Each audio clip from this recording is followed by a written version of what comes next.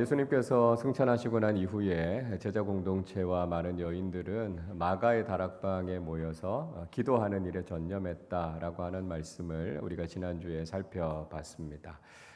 그리고 이 제자 공동체는 가슴 아픈 현실을 직면해야 했습니다. 이 제자 공동체의 리더격이었던 베드로가 그 형제들 가운데 일어나서 지금 그들이 처해 있는 현실이 어떤 현실인가에 대해서 이야기해 주고 있죠. 16절의 말씀을 보십시오. 형제들아, 성령이 다윗의 입을 통하여 예수 잡는 자들의 길잡이가 된 유다를 가리켜 미리 말씀하신 성경이 응하였으니 마땅하도다. 이렇게 말씀하고 있습니다. 그러니까 베드로는 유다를 향해서 하셨던 이 예언의 말씀이 그대로 이루어졌다라고 하는 것을 이야기하고 있습니다. 물론 그 내용은 좋은 내용의 예언의 말씀이 아니었죠. 유다가 예수님을 잡는 자들의 길잡이의 역할을 하게 됐다라고 하는 성경의 예언의 말씀이 이루어지게 됐다라고 하는 것입니다.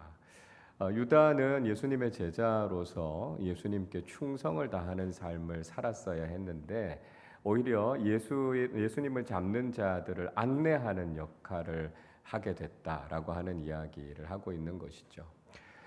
예수님께서 잡히시던 날 밤에 유다는 로마의 군인들과 암호를 짜고 예수님을 잡는 일에 앞장서게 됩니다. 마태복음 26장 48절에서는 이렇게 말씀합니다. 예수를 파는 자가 그들에게 군호를 짜 이르되 내가 입맞추는 자가 그이니 그를 잡으라 한지라 이야기합니다. 그러니까 유다는 로마의 군인들을 이끌어가면서 자신이 입을 맞추는 그분이 예수님이니까 잘 보고 있다가 그분을 잡으면 된다 이렇게 이야기를 한 것이죠. 그러니까 누구보다도 예수님을 위해서 충성하는 삶을 살아야 했을 제자가 오히려 예수님을 배반하는 배신자의 역할을 하게 됐다라고 하는 것을 이야기하고 있습니다. 17절의 말씀에 보니까요, 이 가룟 유다가 제자 공동체에서 자신의 직무를 맡았던 제자 중에 한 사람이었다라고 하는 걸 소개하고 있죠. 아마도 유다가 했던 일은 제자 공동체에서 회계 업무를 담당하는 일을 했을 겁니다. 유다는 누구보다도 계산이 빨랐던 사람이었고요. 그래서 제자 공동체의 돈주머니를 맡아서 관리하는 역할을 했습니다. 근데 문제는 뭐냐면 가룟 유다가 그렇게 재정을 관리하면서 공금을 횡령하는 일들을 했다라고 하는 것이죠. 그래서 요한복음 12장의 말씀을 읽어보면 예수님과 제자들이 식사하고 있는 자리에 죄인인 한 여자가 와서 예수님의 머리에 향유를 붓지 않습니까? 그 향유의 가격이 한 300데나리온쯤 됐을 것이다 라고 가장 빨리 계산한 사람은 가룟 유다였습니다. 한 데나리온이라고 하는 돈이 당시의 노동자들의 하루치 품삯이었으니까요. 300데나리온이라고 하면 1년치의 연봉에 해당되는 굉장히 비싼 돈이었습니다. 그러니까 계산이 굉장히 빨랐던 가룟 유다의 입장에서는 낭비도 이런 낭비가 없는 것이죠. 그래서 유다가 그 여인에 대해서 책망하면서 요한복음 12장 5절과 6절에서 이렇게 이야기합니다. 이 향유를 어찌하여 300데나리온에 팔아 가난한 자들에게 주지 아니하였느냐 하니 이렇게 말함은 가난한 자들을 생각함이 아니요 그는 도둑이라 돈꾀를 맞고 거기 넣는 것을 훔쳐감이러라 말씀합니다. 가룟 유다가 명분은 굉장히 좋죠. 그거 다 팔아서 가난한 사람들에게 나눠주면 얼마나 좋았겠느냐 이런 이야기를 합니다. 그러나 가룟 유다의 속마음은 그게 아니었던 거죠. 그 돈을 돈꾀에 넣어놓으면 또 그 돈을 횡령해 가려고 하는 도둑 심보가 이 가룟 유다에게는 있었다라고 하는 겁니다. 자, 그러니까 가룟 유다는요 예수님을 배반하기 이전에도 제자 공동체에 아주 심각한 피해를 입혔던 사람이었습니다. 탐욕, 세상적인 욕심 이런 것에 찌들어 있어서 호시탐탐 물질을 노리고 있었던 것이죠. 그런데 그것으로 자신의 탐욕이 채워지지 않으니까요. 결국은 예수님을 은 30에 팔아넘기지 않았습니까? 노예 한 사람의 몸값입니다. 그렇게 소중하고 귀중한 스승이신 예수님을 그렇게 노예의 몸값에 팔아넘겨버린 유다의 패륜적인 어리석은 그런 모습들을 보게 되는 것이죠. 그래서 세상의 가치와 물질의 노예가 되어 버렸을 때 가룟 유다는 결국 예수님의 제자가 아니라 배신자의 길을 걷고 말았다라고 하는 것을 이야기해 주고 있습니다. 여러분, 혹시 우리는 믿음의 삶을 살아가면서 세상의 가치의 노예로 살아가고 있지는 않습니까? 우리가 여전히 세상적인 가치를 중요하게 생각하면서 하나님 나라의 가치를 뒷전에 두고 있는 것은 아닌가라고 하는 거죠. 우리가 이 세상을 살아가는 동안 우리가 복음의 가치, 하나님의 나라의 가치를 이 세상의 가치와 바꾸어 버리면 우리의 삶의 모습도 가룟 유다와 같은 모습이 될 수 있다는 것입니다. 무엇보다도 복음의 가치를 가장 중요하게 생각해야 하고요. 무엇보다 우리가 하나님 나라의 가치를 따라서 살아야 될 사람들인데 이 놀라운 구원의 가치, 이 복음의 진리에 대해서 우리가 가볍게 생각해 버리거나 이것이 세상적인 가치보다도 못하게 생각하게 되는 그 순간 우리도 역시 이런 가룟 유다의 길을 걸어가게 될 수 있다는 거죠. 자, 여러분, 그러면 그리스도인인 우리는 어떤 삶을 살아야 되겠습니까? 그것을 잘 보여주고 있는 것이 바로 사도 바울의 삶이라고 할 수 있습니다. 바울이 예수님을 믿기 전에 그는 인간적으로, 세상적으로 참 대단한 것을 많이 가지고 있는 사람이었습니다. 신분상으로는 그가 로마의 시민권을 가지고 있는 사람이었죠. 학문적으로는요, 최고의 학파라고 불리는 가말리엘의 문화에서 아주 뛰어난 학문을 했던 사람이었습니다. 그뿐만이 아니라 유대교에서는 청년 지도자 격에 있었던 굉장한 리더로서 역할을 했던 장래가 촉망받는 사람이었습니다. 그런데 그가 부활하신 예수님을 만나고 난 이후에 그의 가치관이 완전히 바뀌고 말았죠. 그래서 그는 복음의 가치를 따르기 위해서 그동안 자신이 소중하게 생각했던 그 모든 가치들을 다 버렸다. 그렇게 이야기하고 있지 않습니까? 빌립보서 3장 7절 8절에서 바울은 이런 이야기를 하죠. 그러나 무엇이든지 내게 유익하던 것을 내가 그리스도를 위하여 다 해로 여길 뿐더러 또한 모든 것을 해로 여김은 내 주 그리스도 예수를 아는 지식이 가장 고상하기 때문이라. 내가 그를 위하여 모든 것을 잃어버리고 배설물로 여김은 그리스도를 얻고, 이렇게 이야기합니다. 그러니까 사도 바울이 그동안 세상적으로 보기에 가치 있고 중요하다라고 생각했던 모든 것들을 다 배설물처럼 여겼다, 이렇게 이야기하고 있습니다. 그 이유가 무엇이었습니까? 예수 그리스도를 아는 지식과 복음의 가치가 가장 고상하다고요. 그게 가장 소중하다라고 하는 것을 깨달았기 때문에 더 이상 세상적인 가치는 자신의 인생에 있어서 아무것도 아니었다라고 하는 것이죠. 그래서 그가 하나님 나라의 가치, 복음의 가치를 위해서 자신의 인생 전부를 드릴 수 있었던 것 아닙니까? 가룟 유다는 세상의 가치와 하나님 나라의 가치를 바꾸어 버렸기 때문에 주님의 제자로서의 삶에 실패하고 말았습니다. 그러나 바울은 주님을 따르기 위해 세상의 모든 것들을 버렸다는 것이죠. 여기에서 우리가 분명히 깨닫게 되는 게 있습니다. 여러분, 우리가 어떻게 하면 참된 제자로서 살아갈 수 있을까요? 가룟 유다가 가졌던 잘못된 가치관을 버리고 사도 바울이 가졌던 가치관, 즉 복음과 하나님 나라의 가치를 가장 우선순위에 두고 살아갈 때 우리는 참된 예수 그리스도의 제자로서의 삶을 살아갈 수 있음을 꼭 기억하실 수 있기를 바랍니다. 자, 그렇게 세상의 소유와 가치에 집착했던 유다는 진정한 만족을 얻었습니까? 그렇지 못했다라고 하는 것을 우리는 잘 알고 있죠. 그가 그렇게 세상의 가치에 집착하면서 살았지만 결국 그의 인생은 불행하게 끝나고 말았습니다. 18절을 보십시오. 이 사람이 불의의 삭스로 밭을 사고 후에 몸이 곤두박질하여 배가 터져 창자가 다 흘러 나온지라 이야기하고 있습니다.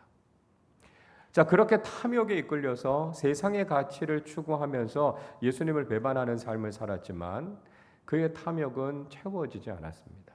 그리고 그로 인한 죄책감을 경험하게 됐고요. 그로 인해서 결국 그는 아주 비극적인 최후를 맞이하게 됐다라고 하는 것을 성경이 우리에게 증언해 주고 있습니다. 오늘 이 18절 말씀과 관련해서 제 개인적인 에피소드가 하나 있어서 말씀을 좀 드릴까 합니다. 제가 중등부 교육전도사로 섬기고 있을 때였어요. 예배 순서 중에 보면 우리가 회개의 기도를 드리고 그리고 나서 사죄의 선언의 말씀을 우리가 읽잖아요. 우리가 하나님 앞에 회개하고 나면 하나님께서 그 죄를 사해 주신다라고 하는 하나님의 말씀이 선포되지 않습니까? 그때 주보에 이렇게 써 있었어요. 사 1장 18절 이렇게 쓰여 있었습니다. 이 사라고 하는 건 이사야라고 하는 말의 약어잖아요. 그래서 이사야서 1장 18절 말씀을 읽는 겁니다. 여러분 잘 아시는 이사야서 1장 18절 이렇게 말씀하죠. 여호와께서 말씀하시되 오라 우리가 서로 변론하자 너희의 죄가 주홍 같을지라도 눈과 같이 희어질 것이요 진홍같이 붉을지라도 양털같이 희게 되리라 하는 말씀입니다. 그러니까 우리가 죄인이어서 아무리 심각한 죄를 지었다 할지라도 우리가 하나님 앞에서 진심으로 회개하면 하나님께서 진홍 같은 주홍 같은 우리의 죄를 다 사해 주신다라고 하는 은혜의 선언이죠. 근데 그때 당시에 예배를 인도하셨던 선생님이 이 사라고 하는 말을 이사야가 아니라 사도행전으로 착각을 하신 겁니다. 그래서 사도행전 1장 18절 말씀을 읽은 거예요. 하나님 앞에 죄를 회개하고 하나님께서 우리의 죄를 용서해 주시는 사죄의 말씀이 선포되겠구나. 모두가 다 이렇게 기대하면서 기도하고 있었는데 이분이 이 내용을 읽은 거예요. 유다가 죄책감에 자살을 해서 죽었고 그로 인해서 배가 터져서 창자가 나왔다. 이런 이야기를 읽게 된 겁니다. 순간 모든 사람들이 다 얼음이 된 거죠. 지금은 제가 이렇게 웃으면서 이야기하지만 그때의 상황은 이거 참 실수라고 웃을 수도 없는 참 곤혹스럽고 민망한 상황이었습니다. 자, 아무튼 가룟 유다는요 그렇게 자신의 죄값을 치르게 됐습니다. 스승을 팔아넘겼다라고 하는 그 죄책감을 못 이겨서 결국은 그 은 30을 대제사장 앞에 던지지 않습니까? 그런데 그 돈이 불이한 삭시잖아요. 그러니까 그게 성전을 위해서 쓰일 수가 없었던 겁니다. 오늘 19절은 이렇게 말씀해요. 이 일이 예루살렘에 사는 모든 사람에게 알리어져 그들의 말로는 그 밭을 아겔다마라 하니 이는 피밭이라는 뜻이라. 가룟 유다가 그렇게 던진 그 돈은 성전의 연보함에 들어갈 수가 없었습니다. 그래서 그 돈을 가지고 나그네들의 묘지를 사게 됐고 그 땅의 이름을 가리켜서 아겔다마, 피밭이다라고 하는 이름이 붙여지게 된 것이죠. 그런데 이런 결론에 도달하게 된 것은 성경의 예언이 그대로 이루어진 것이다라고 하는 것을 오늘 말씀은 증언하고 있습니다. 20절 말씀 같이 읽어보겠습니다. 시편에 기록하였으되 그의 거처를 황폐하게 하시며 거기 거하는 자가 없게 하소서 하였고 또 일러스되 그의 직분을 타인이 취하게 하소서 하였도다. 자, 이 말씀은 다윗이 시편을 통해서 예언했던 그 말씀이 그대로 이루어진 말씀이었다라고 하는 것을 이야기하고 있습니다. 두 편의 시편의 말씀이 이 말씀 속에 인용되어져 있습니다. 하나는 시편 69편 25절의 말씀이에요. 이런 말씀입니다. 그들의 거처가 황폐하게 하시며 그들의 장막에 사는 자가 없게 하소서라고 하는 시편의 말씀이 인용됐습니다. 자, 그리고 또 하나는 시편 109편 8절 말씀이에요. 그의 연수를 짧게 하시며 그의 직분을 타인이 빼앗게 하시며 라고 하는 말씀이 가룟 유다의 삶을 통해서 성취된 것이다 라고 하는 것을 말씀하고 있습니다. 그러니까 성경의 말씀 속에 나와 있는 악인들의 최후가 어떻게 될 것인가라고 하는 저주의 말씀이 결국 악한 길을 걸었던 유다를 통해서 그대로 이루어지게 됐다라고 하는 것을 말씀하고 있는 것이죠. 여러분, 그래서 우리는 성경이 우리에게 들려주시는 말씀에 대해서 늘 주의를 기울이고 경계해야 합니다. 우리가 이런 잘못된 삶을 살아서 가룟 유다와 같은 길을 걸어서는 절대로 안 된다라고 하는 것을 우리가 깊은 교훈으로 마음속에 새겨야 한다는 것이죠. 자, 그러나 여러분, 하나님은 인간의 비극을 그대로 끝내시는 분이 아니시다라고 하는 것을 우리가 기억해야 합니다. 인간이 타락해서 죄인이 됐고 그로 인해서 인간이 경험하게 된 그 영원한 저주의 문제를 하나님께서 그냥 내버려 두지 않으셨습니다. 그리고 당신의 독생자 예수 그리스도를 보내주셔서 우리에게 구원의 길을 열어주시지 않았습니까? 마찬가지로 하나님께서는 가룟 유다의 실패로 인해서 제자 공동체에 일어난 결핍에 대해서 하나님의 채우심의 은혜를 허락해 주신다라고 하는 것을 우리는 오늘 본문 속에서 확인할 수 있습니다. 우리의 신앙생활 속에서도 마찬가지인 것 같아요. 우리가 신앙생활 하면서 우리의 연약함이 있고 우리의 부족함이 있습니다. 그로 인해서 우리의 삶 속에서도 우리의 공동체 속에서도 이런 빈자리들이 생길 수 있다는 거죠. 그러니까 빈자리를 바라볼 때 우리에게도 참 가슴 아픔이 있습니다. 그러나 중요한 것은 하나님께서 그 빈자리를 그대로 놔두지 않으시고 그 빈자리를 채우신다는 거예요. 비어있는 그 자리에 하나님께 사람을 세우시고요. 우리가 할 수 없는 그 부족한 부분들에 하나님의 은혜를 채워주셔서 그 일을 하게 하신다라고 하는 것이죠. 그래서 우리가 그 빈자리를 바라보면서 그저 낙심하고 있을 것이 아니라 하나님께서 그 비어있는 자리에 채워주시는 은혜를 경험하실 것을 우리가 기대하면서 살아가는 것, 그게 참 중요하다는 것이죠. 자, 하나님께서 그렇게 빈자리를 채워주실 것을 기대하면서 이제 이 제자 공동체가 제자들을 충원하는 일들을 하려고 했습니다. 그런데요, 이 제자가 충원되는 데 있어서는 아주 중요한 조건이 있었습니다. 아무나 채울 수 있는 게 아니고요, 적합한 사람, 잘 준비된 사람을 제자로 세워야 된다는 것이죠. 여러분, 기억하셔야 될 게 있어요. 주님의 일꾼은 누구나 될 수 있지만 아무나 세워서는 안 된다는 것입니다. 주님의 일을 잘 할 수 있는 사람, 믿음과 성령으로 충만해서 주님의 일을 잘 감당할 수 있는 준비된 주님의 일꾼들을 우리가 세워야 된다라고 하는 것이죠. 자, 그러면 제자로 충원될 수 있는 사람의 조건이 무엇이었습니까? 21절과 22절 말씀인데요. 같이 읽어보겠습니다. 이러함으로 요한의 세례로부터 우리 가운데서 올려져 가신 날까지 주 예수께서 우리 가운데 출입하실 때에 항상 우리와 함께 다니던 사람 중에 하나를 세워 우리와 더불어 예수께서 부활하심을 증언할 사람이 되게 하여야 하리라 하거늘. 자, 어떤 사람이 제자 공동체에 충원될 수 있었습니까? 메시아이신 예수님께서 오실 것이다라고 예언했던 세례 요한의 증언으로부터 예수님께서 이 땅에서 사역하셨던 모든 사역, 그리고 예수님께서 부활하실 때까지 예수님과 늘 함께하면서 그 모든 것들을 봐왔던 사람 중에 예수님의 제자를 세울 수 있다, 이렇게 이야기하고 있습니다. 그러니까 예수님으로부터 직접 가르침을 받고 예수님과 직접 함께했던 사람이 제자로서의 권위를 가질 수 있다는 것이죠. 당시에는 예수님께서 승천하신 지 얼마 되지 않았을 때였습니다. 그러니까 예수님을 직접 보고 예수님으로부터 가르침을 받았던 사람들이 많지 않았겠습니까?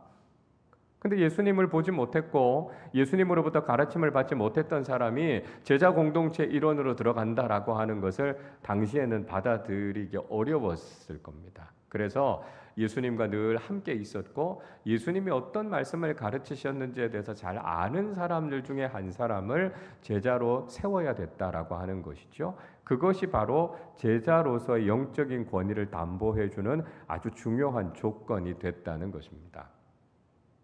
사도 바울이 이후에 회심하고 나서 복음 전도자로의 삶을 살아갈 때 그의 사도권과 관련되는 논란이 굉장히 많았습니다. 바울이 정말 사도냐? 이렇게 공격하는 사람들이 많았던 거죠. 그 이유가 무엇이었습니까? 1차적으로는 바울이 교회와 주님을 핍박했던 사람이기도 했고요. 또 하나는 바울이 예수님을 직접 보지 못했고 예수님으로부터 직접 가르침을 받지 못했기 때문에 그의 사도권과 관련돼서 논란이 많았다라고 하는 것이죠. 자, 그러니까 예수님의 제자가 되는 데 있어서 예수님으로부터 직접 배우고 예수님과 함께 했던 사람이 그만큼의 영적인 권위를 가졌다라고 하는 것을 우리가 알게 됩니다. 자, 그러면 그렇게 충원된 예수님의 제자 공동체의 일원이 된 사람, 그리고 그렇게 완성된 제자 공동체가 해야 될 일들이 무엇이었겠습니까? 이제 예수님의 제자 공동체에 들어갔으니까 그로 인해서 대단한 명예를 누리고 그런 어떤 그 권위를 누리는 것, 그것이 제자 공동체를 다시 완전케 하셨던, 또 부족했던 제자 공동체로 충원된 사람을 충원하게 된 목적이었습니까? 그게 아니었다라고 하는 것이죠. 예수님께서 이렇게 예수님의 제자로서 부족했던 제자 공동체를 완전하게 하시고 제자를 충원하게 한 것은 그저 예수님의 제자가 됐다라고 하는 명예를 누리기 위함이 아니었고요. 그들에게 맡겨주신 사명을 다하게 하기 위함이었다라고 하는 것이죠. 22절 하반절의 말씀에 보면 그들이 예수님의 부활을 증언하는 일을 해야 했다라고 하는 것을 말씀하고 있습니다. 그러니까 이런 제자 공동체를 완전하게 세운 목적은 뭐냐 하면 그들에게 맡겨주신 사명과 본분을 다하기 위해서 이 일을 맡겨주셨다라고 하는 것을 이야기하고 있습니다. 마찬가지로요, 교회에서도 직분자를 세우고 리더를 세우는 이유는 세상적으로 대단한 영광을 누리고 그런 권위를 얻게 하기 위해서 그렇게 한 것이 아니다라고 하는 것이죠. 우리에게 맡겨주신 사명과 본분을 다하기 위해서 주님께서 우리에게 직분을 주시고 우리를 주님의 일꾼으로 세워주셨다라고 하는 것을 기억해야 된다는 것입니다. 왜 우리에게 이 직분을 맡겨주셨습니까? 왜 우리에게 이 공동체를 이끌어갈 수 있는 리더의 위치를 맡겨주셨습니까? 그것은 주님께서 우리에게 믿고 맡겨주신 그 사명과 우리가 해야 하는 복음의 그 중요한 가치와 그 역할들을 우리를 통해 하게 하기 위해서다라고 하는 것이죠. 여러분, 우리에게 맡겨주신 직분은 절대로 계급이 되어서는 안 된다는 것입니다. 우리가 주님의 일을 맡게 되고 직분자가 됐다라고 하는 것은 그만큼 우리가 높아졌고 그만큼 우리가 사람들의 인정을 받기 위해서 우리에게 직분을 주신 것이 아니라 그만큼 더 헌신하라고요. 그만큼 더 충성하는 사람이 되라고 우리에게 맡겨주신 것이 바로 이 직분이다라고 하는 것을 알아야 된다는 것이죠. 우리가 목사로, 장로로, 권사로, 집사로 하나님께서 우리에게 직분을 맡겨주셨다라고 하는 것은 그 누구보다 앞서서 먼저 충성하고 그 누구보다도 주님의 교회를 위해서 헌신하여 일하기 위해서 우리에게 이 소중한 직분을 맡겨주셨다라고 하는 것을 우리가 잊지 말아야 된다는 것이죠. 우리가 이 귀한 직분을 맡았는데 우리가 충성스럽게 이 일을 다하지 못했다면 우리가 주님 앞에 섰을 때 어떻게 주님 앞에 칭찬을 받을 수 있겠습니까? 하나님께서 우리에게 이 귀한 일들을 맡겨주셨고 우리를 직분자로 세워주셨다면 누구보다도 더 앞장서서 주님의 교회를 위해서 하나님의 나라를 위해서 충성하고 헌신하고자 하는 그 마음이 있어야만 우리 주님 앞에 칭찬받는 일꾼이 될 수 있다는 것이죠. 그래서 우리에게 맡겨주신 이 귀한 사명과 본분을 잘 감당하는 직분자들이 되어서 주님께서 우리에게 칭찬하실 만한 그런 좋은 주님의 일꾼들로 살아가실 수 있기를 바랍니다. 자, 드디어 새로운 제자가 세워지게 됐습니다. 두 사람이 후보로 추천이 되지요. 23절을 보세요. 그들이 두 사람을 내세우니 하나는 바사바라고도 하고 별명은 유스도라고 하는 요셉이요 하나는 mattia라 말씀합니다. 두 사람 중에 한 사람은 바사바 또는 유스도라고 이름이 불리는 요셉이라는 사람이었고요. 또 한 사람은 mattia라는 사람이었습니다. 그런데 중요한 것은 이들이 중요한 결정을 하기 이전에 그들이 먼저 했던 일이 있었다는 것입니다. 24절 말씀 같이 읽어보겠습니다. 그들이 기도하여 이르되 뭇사람의 마음을 아시는 주여 이 두 사람 중에 누가 주님께 택하신 바 되어. 두 사람 중에 한 사람을 선택하기 전에 그들이 먼저 했던 일은 하나님 앞에 기도하는 것이었습니다. 그것은 예수님의 제자를 선택하는 일에 있어서 인간적인 생각이나 판단이 앞서지 않기를 그들이 구했다는 거예요. 그래서 자신들의 생각이 아니라 누가 주님의 마음에 합당한 사람인지, 누가 주님의 일을 잘 감당할 수 있는 사람인지, 하나님의 마음이 어디에 있는지를 알기 위해서 그들은 하나님 앞에 무릎을 꿇고 기도했다는 것이죠. 그리고 하나님의 뜻이 이루어지기를 구했다는 것입니다. 여러분, 교회 안에서 사람을 세우는 일에 있어서는 철저하게 하나님의 주권을 따라 진행돼야 하고요. 거룩함이 드러나야 한다는 것입니다. 자칫하면 사람의 생각이 앞서갈 수 있어요. 세상의 방식이 거기에 개입될 수 있습니다. 그게 아니라 정말 하나님의 마음에 합당한 사람은 누구인지, 정말 하나님께서 기뻐하실 수 있는 일꾼은 누구인지 우리가 하나님의 뜻을 구하면서 기도하는 것이 참 중요하다라고 하는 것입니다. 앞으로도 우리 교회는 좋은 일꾼들을 많이 세워야 합니다. 그 일꾼을 세우는 일에 있어서 가장 중요한 것은요, 하나님의 뜻이 무엇인지, 누가 정말 하나님의 마음에 합당해서 하나님께서 맡겨주시는 이 일을 잘 감당할 수 있는지를 우리가 기도해야 된다는 거예요. 여러분, 교회 안에 정말 주님 앞에 합당한 일꾼이 세워질 수 있도록 늘 기도하실 수 있기를 바랍니다. 그래서 일꾼을 세우는 모든 일에도 하나님의 주권이 나타나야 하고요. 사람의 생각이 아니라 주님의 뜻이 이루어지는 공동체가 되어야 한다라고 하는 것이죠. 자, 초대교회는 예수님의 제자 공동체를 충원하는 이 일을 위해서 제비뽑기라고 하는 방법을 선택하게 됩니다. 26절 말씀 같이 읽어보겠습니다. 제비 뽑아 mattia를 얻으니 그가 11사도의 수에 들어가니라. 그들이 제비를 뽑아서 mattia를 선택하게 됐습니다. 제비를 뽑았다라고 하는 것도 인간적인 생각보다는 하나님의 주권이 드러나기 위한 방편이었습니다.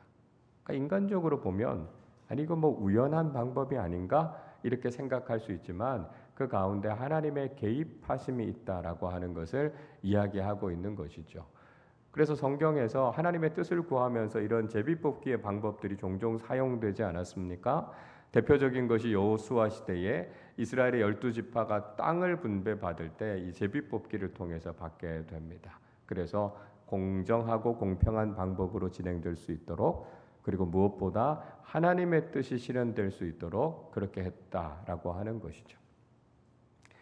자, 그래서 현대에도 이런 일들을 할 때 제비뽑기를 해야 된다 이렇게 말씀하시는 분들이 간혹 있습니다. 저는 그것도 좋은 방법이라고 생각합니다. 우리가 사람을 세우는 데 있어서 지금은 선거라고 하는 방법을 사용하고 있습니다만 저는 그것이 절대적인 원칙이다 그렇게 생각하지는 않습니다. 이 선거라고 하는 방법 속에서 때로는 부작용이 일어나게 될 수도 있고요, 여러 가지 잡음이 있을 수도 있습니다. 그러니까 선거를 하다 보면 이게 마치 좀 인기 투표처럼 이렇게 진행되는 경우들도 있고요, 사실은 공정하게 진행되지 않는 경우들도 있을 수 있습니다.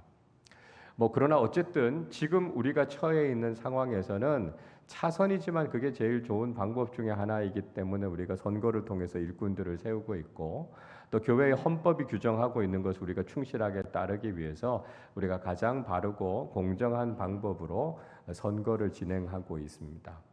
그러나 무엇이 더 성경적인가, 무엇이 우리가 신앙적으로 더 성숙한가라고 하는 것들을 생각하면서 이런 법이 개정이 되어지고 공동체가 합의하게 되면 여러 가지 방법들을 저는 선택할 수 있다고 생각합니다. 그러나 여러분, 근본적으로 중요한 것은요, 방법의 문제가 아니라는 거예요. 우리가 관심을 가져야 될 것은 이게 제비뽑기냐 아니면 이게 선거냐라고 하는 방법이 중요한 것이 아니다라고 하는 거예요. 그것보다도 더 선행되어야 할 중요한 일이 있습니다. 그게 뭐냐 하면 누가 세워지든지 아무런 상관이 없을 정도로 교회 안에 좋은 일꾼들이 많아져야 한다는 것입니다. 두 사람의 제자 후보자가 추천이 됐어요. 그리고 제비를 뽑아서 마띠아가 선택이 됐습니다. 그 이후에 마띠아가 제자 공동체의 한 일원으로 들어가게 됐지만 그 이후에 무슨 잡음이 있었다거나 무슨 다른 부작용이 있었다거나 아무것도 없었습니다. 그들은 아주 평안하게 주님께서 맡겨주신 일들을 다 할 수 있었습니다. 그 이유는요, 두 사람 중에 누가 되더라도 그들은 공동체에서 신뢰할 만한 사람이었고 그만큼 주님의 일을 잘 감당할 수 있는 좋은 일꾼들이었다는 것입니다. 여러분 한번 생각해 보십시오. 만약에 두 사람이 추천이 됐는데 한 사람이 심각한 결격 사유가 있었다면 이 초대교회 공동체에서 제비뽑기를 할 수 있었겠습니까? 아마 그러지 못했을 거예요. 두 사람 모두가 다 믿음으로 성령으로 충만한 좋은 일꾼이었고 두 사람 중에 누가 교회의 리더로 세워진다 하더라도 그 공동체에는 아무런 문제가 없을 만큼 그들은 그렇게 신뢰할 만한 좋은 일꾼이었다는 것입니다. 그러니까 이것이 제비뽑기냐 선거냐라고 하는 방법이 중요한 것이 아니라 교회 안에 주님의 그 일을 잘 감당할 수 있는 성숙하고 좋은 일꾼들이 많으냐라고 하는 것이 중요하다는 거예요. 교회 안에서 사람을 세우는 것 하나님의 주권적인 선택을 통해서 이루어집니다. 그러나 하나님이 그 일을 다 하실 테니까 우리는 아무 일도 하지 않아도 된다. 손 놓고 있어서는 안 된다는 거예요. 교회가 해야 될 일은 무엇입니까? 주님께서 우리에게 맡겨주실 그 일들을 잘 감당할 수 있는 성숙하고 준비된 좋은 일꾼들을 세우는 일에 교회는 헌신해야 된다는 거예요. 말씀을 배우고 기도하고 꾸준하게 사역들을 감당하면서 그 일들을 감당할 수 있는 좋은 일꾼들을 세울 때 그를 통해서 하나님께서 일하신다라고 하는 것을 우리는 알아야 된다는 것이죠. 그래서 우리 교회가 양육과 훈련을 통해서 좋은 일꾼들을 계속해서 세워나가고 있는 것 아닙니까? 그래서 하나님께서 누구에게 그 일을 맡기시더라도 우리 교회 공동체가 그 일을 잘할 수 있는 성숙하고 좋은 일꾼들을 많이 가지고 있을 때 우리 교회는 하나님께서 맡겨주시는 귀한 일들을 잘 감당하는 공동체가 된다는 거예요. 방법보다 더 중요한 건요, 우리가 그런 사람들을 키우는 것입니다. 그래서 늘 지혜와 믿음이 충만한 하나님의 사람들을 우리는 교회 안에서 계속해서 세워야 하고요. 하나님께서 그 사람들을 사용하셔서 하나님의 일들을 이루어갈 수 있는 교회가 될 때 우리는 성숙하고 충성된 믿음의 공동체로 살아갈 수 있다라고 하는 것을 우리가 꼭 기억해야 된다는 것입니다. 여러분, 하나님께서는 결핍이 있는 곳에 채우심의 은혜를 허락해 주십니다. 가룟 유다의 실패는 초대교회 공동체에게 참 가슴 아픈 일이었지만 하나님께서는 마띠아라고 하는 사람을 세우셔서 그 제자 공동체를 충원해 주셨고요. 그들로 하여금 계속해서 주님의 귀한 사명을 감당하게 하셨습니다. 우리 공동체에도 부족한 부분이 있을 겁니다. 연약한 부분들이 있을 거고요. 빈자리들이 있을 것입니다. 그러나 하나님께서는 그걸 그대로 두지 않으시고 하나님의 은혜로 가득 채워 주실 줄로 믿습니다. 우리가 주님의 일을 해야 할 것은 참 많은데 주님의 일을 할 수 있는 일꾼들이 참 부족하다, 그런 생각이 들 때가 있을 거예요. 여러분, 그때 우리가 어떻게 기도해야 되겠습니까? 예수님께서 누가복음 10장 2절에서 이렇게 말씀하시지요. 이르시되 추수할 것은 많되 일꾼이 적으니 그러므로 추수하는 주인에게 청하여 추수할 일꾼들을 보내주소서 하라 말씀합니다. 우리의 부족함, 우리의 비어 있음을 하나님 앞에 아뢰고요, 하나님의 은혜로 우리를 채워주실 것을 기대하는 사람들이 되어야 된다는 것이죠. 하나님께서 우리의 모든 부족함을 아시고 하나님의 풍성하신 은혜로 우리의 삶을, 우리의 공동체를 채워주실 것을 우리가 믿고 나아가는 사람들이 되어야 된다는 것이죠. 하나님께서 채워주실 거니까 난 아무것도 안 해도 돼, 그렇게 생각할 것이 아니라 하나님의 채워주심의 은혜를 기대하면서 우리도 주님 앞에서 잘 준비되는 사람들이 되는 것이 중요하다는 것이죠. 하나님은 우리의 빈자리를 채우시는 은혜를 허락해 주실 것입니다. 하나님께서 우리의 부족하고 연약한 모든 것들 위에 넘치는 하나님의 은혜를 부어주실 것을 기대하면서 믿음의 삶을 살아가시기를 바랍니다. 동시에 이 자리에 있는 우리 한 사람 한 사람이 주님께서 쓰시겠다 말씀하실 때 주님 앞에 잘 준비된 좋은 일꾼들이 되어서 주님을 기쁘시게 하고 믿음의 공동체를 잘 세워나가는 주님의 좋은 일꾼들로 세워지시기를 주님의 이름으로 축원합니다. 우리 시간 함께 찬양하고 기도하겠습니다. 우리 주님을 따르리 함께 찬양하고 기도하겠습니다.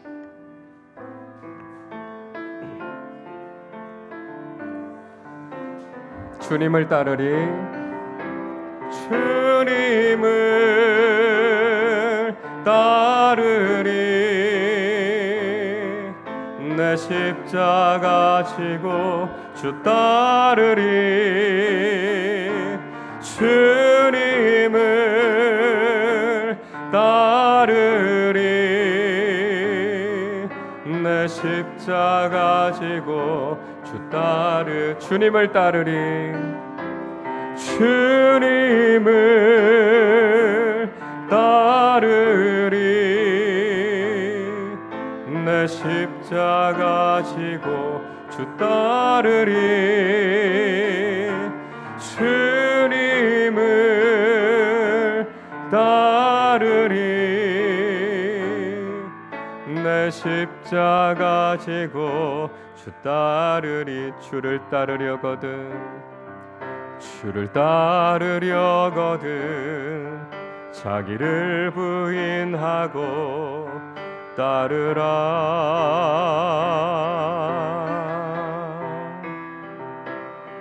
주를 따르려거든 자기 십자가 지고 따르라. 주님이 내 안에 충만히 거하시도록, 주님이 내 안에 충만히 거하시도록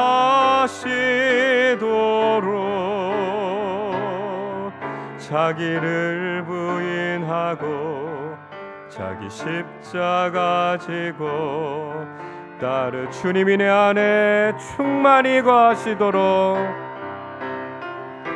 주님이 내 안에 충만히 거하시도록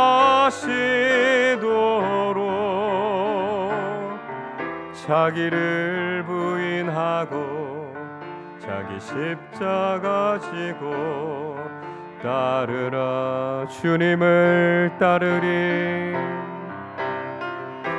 주님을 따르리, 내 십자가 지고 주 따르리, 주님을 따르리, 내 십자가 지고 주님을 따르리, 주님을 따르리, 내 십자가 지고 주 따르리 주님을 따르리 내 십자가 지고 주 따르리. 기도하겠습니다. 여러분, 우리의 목표는 주님을 따르는 것입니다. 우리가 혹시라도 주님을 따르다가 실패한 가룟 유다 같은 모습, 세상의 탐욕과 세상의 물질에 우리의 마음이 빼앗겨서 실패한 제자들의 모습이 되어서는 안 되겠습니다. 우리 자신의 죄인됨을 고백하고 우리 자신을 부인하고 주님의 십자가를 짊어지고 끝까지 주님을 따르는 사람들이 되어야 하겠습니다. 바울처럼 세상의 모든 가치 다 내려놓고 복음과 하나님 나라의 가치를 따라 살아가는 참된 제자들로 살게 해달라고 기도하겠습니다. 우리가 주님의 제자로 살아간다고 하지만 여전히 우리에게 부족하고 연약함이 참 많습니다. 주님 따르기에 우리는 너무 모자라고요. 우리가 주님의 제자 공동체로 온전히 서기에 우리에게 부족한 것, 비어있는 것들이 너무 많습니다. 그러나 우리가 소망하는 게 있어요. 하나님의 은혜로 우리를 채워주신다는 거예요. 나는 부족하지만 주님 앞에 내 자신을 드릴 때 하나님의 은혜로 성령의 능력으로 우리를 가득 채워주셔서 우리로 하여금 온전히 주님의 일을 감당하는 충성된 주님의 일꾼들 되게 하실 겁니다. 하나님께서 우리에게 채워주실 그 은혜를 기대하면서 하나님, 주님께서 맡겨주신 귀한 사명과 본분을 잘 감당하는 주님의 제자 공동체로 살아가는 우리 아름다운 교회가 되게 하여 주시옵소서. 우리 말씀을 생각하며 함께 합심으로 기도하겠습니다. 하나님 아버지, 감사합니다. 부족하고 연약한 우리를 불러주셔서 하나님 나라의 일꾼으로 예수 그리스도의 제자로 살아가게 하심을 감사합니다. 하나님, 혹시라도 우리가 이 세상을 살아가는 동안 가룟 유다처럼 세상의 탐욕에 빠져서 세상의 가치에 우리의 마음이 빼앗겨서 주님을 뒤따라가는 주님의 제자가 되는 이 일에 실패하지 않도록 하나님 우리를 붙잡아 주시고 인도하여 주시옵소서. 사도 바울처럼 세상의 모든 가치 내려놓고 복음과 하나님 나라의 가치가 가장 소중하기에 예수 그리스도로 하는 지식이 가장 고상하기에 우리가 오직 하나님 나라를 위하여서 예수 그리스도의 구원의 진리를 위해서 주님의 복음을 증거하고 예수 그리스도의 제자로서의 삶을 온전하게 살아가는 이 일에 충성을 다하는 주님의 일꾼들로 살게 하여 주시옵소서. 하나님 아버지, 그러나 우리 자신의 모습을 바라볼 때 부족하고 연약한 것들이 너무 많습니다. 하나님 아버지, 우리 공동체 안에 비어있는 것들, 모자란 것들이 너무나 많이 있습니다. 하나님, 그러나 낙심하지 않게 하여 주시고 하나님의 은혜로 우리를 채워주실 줄로 믿습니다. 성령의 능력으로 우리 가운데 충만하게 하실 줄로 믿습니다. 하나님, 우리는 부족하지만 하나님 앞에 간절히 기도할 때 하나님 사람들을 세워주시고 우리에게 부족한 은사를 채워주시고 하나님의 능력과 믿음으로 충만하게 하여 주셔서 하나님, 주님께서 우리에게 맡겨주신 본분과 사명에 충성을 다하는 주님의 제자로 하나님 믿음의 공동체로 귀하게 쓰임받게 하여 주시옵소서. 그래서 이 땅을 살아가는 동안 오직 복음과 하나님 나라 가치를 위해 충성하는 주님의 좋은 일꾼들이 되게 하여 주셔서 하나님께 영광을 돌려드리게 하시고 주님 앞에 칭찬받는 믿음의 사람들로 믿음의 공동체로 살아가게 하여 주시옵소서. 하나님 아버지, 감사합니다. 우리를 구원하여 주시고 부족하지만 우리를 예수 그리스도의 제자로 살아가게 하심을 감사합니다. 하나님, 우리가 이 땅에 살아가는 동안 세상의 탐욕에 빠져서 우리가 세상의 가치를 하나님 나라 가치와 바꾸어서 제자의 길에 실패하는 사람이 없도록 주님, 우리의 삶을, 우리의 믿음을 붙잡아 주시고 인도하여 주옵소서. 사도 바울과 같이 복음의 가치를 위해 세상의 모든 것들을 다 내려놓고 오직 주님의 제자로서의 이 길을 걸어가며 예수 그리스도의 복음에 합당한 믿음의 삶을 살아가는 온전한 주님의 제자로 충성을 다하는 우리 모두의 삶이 되게 하여 주옵소서. 하나님, 그러나 우리에게 부족하고 연약한 모습들이 참 많습니다. 우리 공동체가 주님께서 맡겨주시는 일을 잘 감당하기에는 우리에게 부족하고 비어있는 것들이 너무나 많습니다. 그러나 하나님의 은혜로 우리를 가득 채워주실 줄로 믿습니다. 성령의 충만함을 허락하여 주시고 은사와 능력을 우리 가운데 허락하여 주셔서 일생을 살아가는 동안 주님의 제자로서 충성을 다하는 믿음의 삶을 살아가게 하여 주시옵소서. 하나님께 영광이 되게 하여 주시고 우리에게 맡겨주신 일들에 충성을 다하여 주님 앞에 칭찬받는 예수 그리스도의 공동체로 살아가는 우리 모두의 삶이 되게 하여 주옵소서. 감사드리며 우리 주님 예수 그리스도의 이름으로 기도하옵나이다. 아멘.